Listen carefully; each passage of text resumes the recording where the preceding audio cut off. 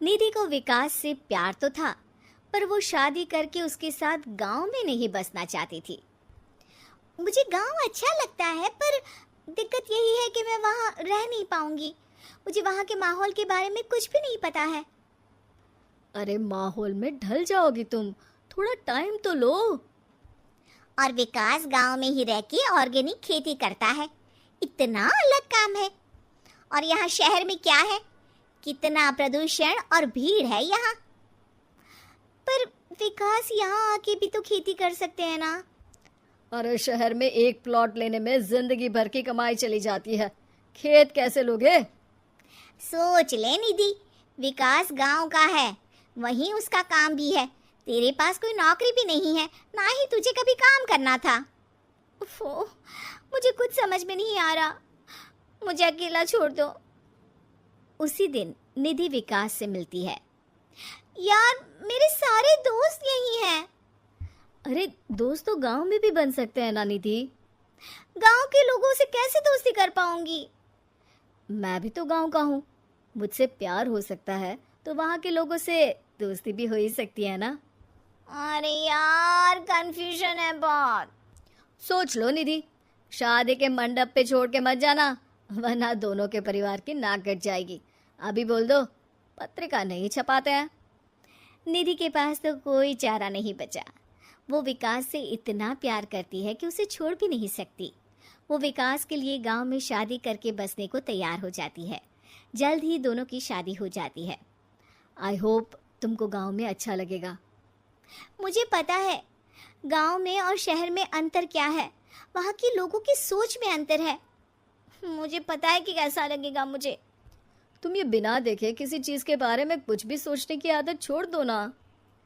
निधि ने उस वक्त तो कुछ भी नहीं कहा, पर वो सोचती है कि सबको इस बात का एहसास तो करवाना ही पड़ेगा कि वो सही है। उसके दिमाग में एक तरकीब आई। उसने सोचा कि गांव के लोगों के लिए वो ऐसा काम करेगी कि आगे से उसे कोई किसी काम का बोलेगा ही नहीं। शादी के एक दिन बाद निधि की सास ने फरमाइश की।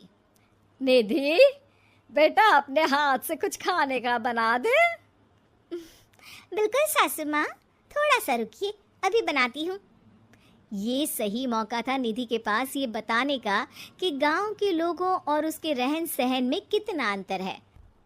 रोटी सब्जी दलिया भाजी खाने वालों के लिए पिज्ज़ा बना देती हूँ, तब इनको समझ में आएगा।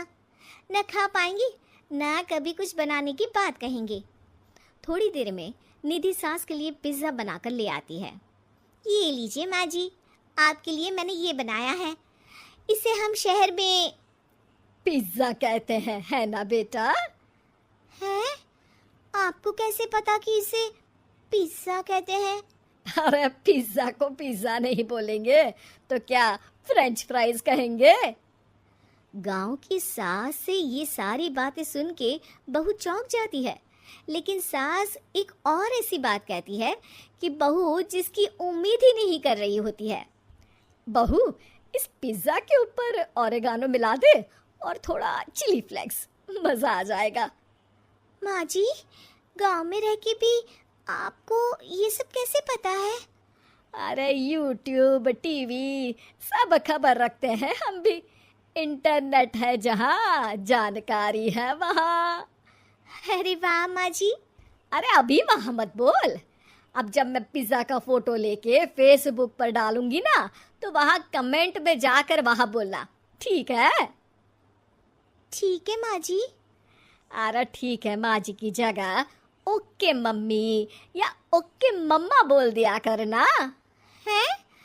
ठीक है, मतलब ओके मम्मा। निधि का तो सर ही घूम जाता है। इतना शहरी बर्ताव तो शहर में रहने वाली निधि की माँ का भी नहीं था। वो शाम को अपने पति से पूछती है, विकास, तुम्हारी मम्मी तो काफी कूल है यार। पिज्जा में क्या डालते हैं, फेसबुक पर क्या डालते हैं, सब कुछ पता है उन्हें तो। हमारे बड़े पापा के लड़के रहते हैं शहर में, बस उनके बच्चे आए थे गांव में गर्मी की छुट्टियां मनाने। उन्होंने माँ को एकदम शहरी बना दिया।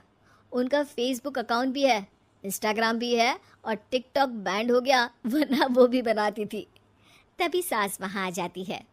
अरे निधि, मैं तुझे टैग नहीं कर पा रही हूँ, जरा मेरी फ्रेंड रिक्वेस्ट एक्सेप्ट तो कर दे। निधि की गांव को लेकर जो राय थी वो अपनी सासू माँ को देख के बिल्कुल बदल जाती है। और अब निधि भी सोशल मीडिया पे अपनी सास के साथ लाइव आती है और कमेंट बाजी भी करती है ताकि सबको पता चले कि गांव में रह के भी उसका जीवन शहर जैसा ही है और उसके आसपास के लोगों के अंदाज भी एकदम शहरी।